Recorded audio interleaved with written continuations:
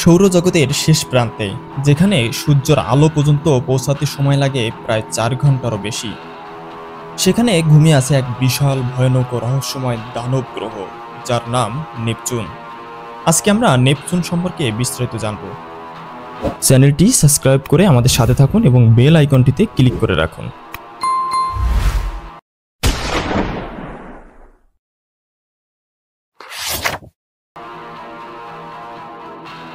Neptune সূর্য থেকে অষ্টম গ্রহ, আর আমাদের পৃথিবী থেকে এর দূরত্ব প্রায় 4.5 বিলিয়ন কিলোমিটার।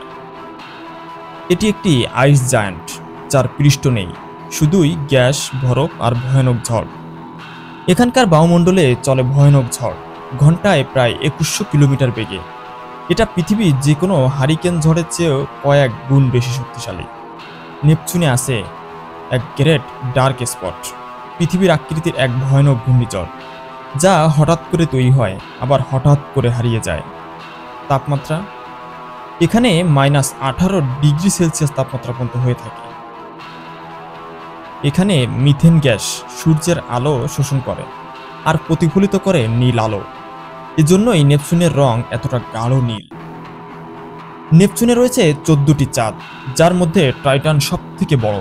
আর সবচেয়ে আশ্চর্য ব্যাপার হলো টাইটান ঘোরে গ্রহের ঘূর্ণনের বিপরীত দিকে। এছাড়াও নেপচুনের চারপাশে রয়েছে পাতলা ধূলিময় রিং, যেগুলো অনেক সময় চোখে ধরা পড়ে না। আজ পর্যন্ত শুধু একবার 1989 সালে ভয়েগার 2 নেপচুনের পাশ দিয়ে উড়ে গিয়েছিল। তখনই আমরা দেখেছিলাম ভয়ানক ঝড় আর রহস্যময় চাঁদের ছবি। এমন এক গ্রহ যেখানে বাতাসই সুপারসনিক, যেখানে ঠান্ডা আপনাকে মুহূর্তেই বরফে রূপান্তর করে দেবে, আর যেটা আজও বিজ্ঞানীদের জন্য এক অপার রহস্য। মানুষ কি কোনোদিনই পৌঁছাতে পারবে নেপচুনে, নাকি এটা চিরকাল থাকবে মহাকাশের অন্ধকারে হারিয়ে থাকা এক নীল দানব হিসেবে? আপনি কি জানতেন নেপচুন এতটা ভয়ানক একটি গ্রহ? কমেন্টে অবশ্যই জানাবেন। আর এমন মহাকাশ রহস্য জানতে অবশ্যই আমাদের সাথেই থাকবেন।